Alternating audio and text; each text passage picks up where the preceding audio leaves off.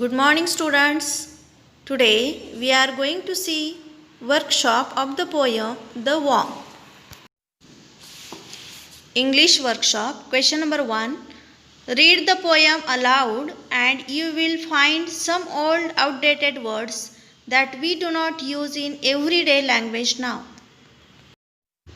However, some writers, poets use them to impart an old-fashioned flavor to suit the background of their writer. Such words are called archaic words. Give the modern words for the archaic words from the poem. First one is given here, thy. Modern word for thy is ever. Second, being. Modern word life. Third word is bestowed. Modern word for bestowed, gifted or given as a gift. Fourth one, thee. Modern word you. Fifth one, though. Modern word you. And last one, cast. Modern word can. Next activity. Read any poem or sonnet by William Shakespeare. Pick out archaic words and guess what they mean. Students, you must do this activity by own. Question number 2. The poet uses a device where he directly addresses someone absent or abstract. Such a device in the figure of speech called apostrophe. For example, turn, turn, thy hasty foot aside. Pick out any two other lines from the poem that contain an apostrophe. Answer is line number 1. Turn, turn thy hasty foot aside. It is already given. Second line. Let them enjoy their little day. Third line. Oh, do not lightly take away the life thou canst not give. These three lines contain an apostrophe figure of speech. Question number 3. Think and write in your own words. A. Why does the poet appeal to us to respect the life of worm? Answer is, the poet urges us to remember that every creature on this earth is created by God for some purpose. We must hence respect every creature, whether it is big or small, for each has its own role to play in this universe. Besides, we have no right to lightly take away a life which we cannot give back. Question number 2. Why do you think God had created worms? What is their ecological importance? Answer is, every creature on this earth is created by God for some purpose. Worms play a very important role in maintaining ecological balance. They loosen and aerate the mud and bring up fertile, nutrient-rich soil. They turn organic garbage into organic fertilizers.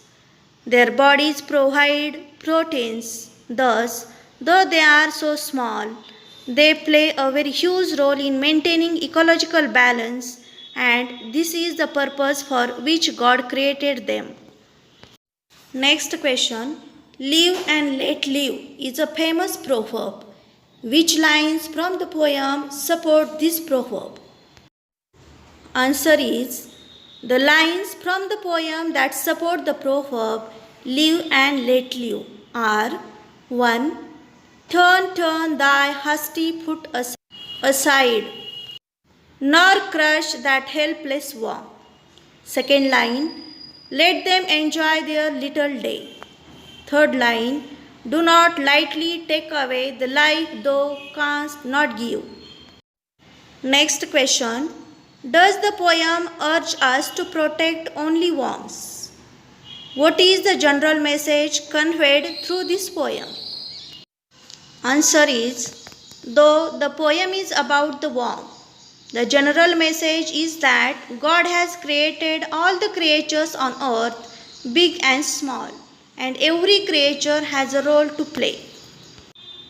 All beings have equal rights over the bounties of the earth. No one can take away a life that he or she cannot give. Question number 4. Find from the library or internet other poems composed on tiny living creatures. Try to understand the message in each of them. Students, you must do this question by own. Question number 5. Even small things in nature play a big role. So protect nature. Frame some slogans based on the above topic. Some slogans are 1. Nurture nature and get nurtured by nature. Slogan number 2. All creatures great and small.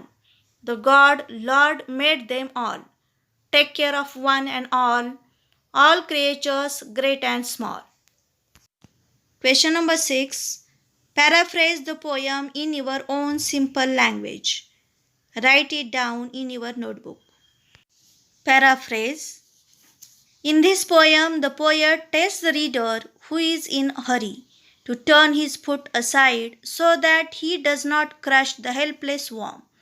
The reader may be filled with scorn and hatred for the worm, but it was created by God. The same God who made human beings and all other things that move has also given a portion of his unlimited love to the poor worm. God has given the sun, the moon, and the stars free to all the creatures He created. The grass that grows over the earth was made for worms as well as for human beings. The poet urges the reader to allow the worms to enjoy their brief life with its humble pleasures. He tells us not to take away a life which we cannot give. Question number 5 and question number 7 are given in separate videos. In this way, today we have seen workshop of this poem.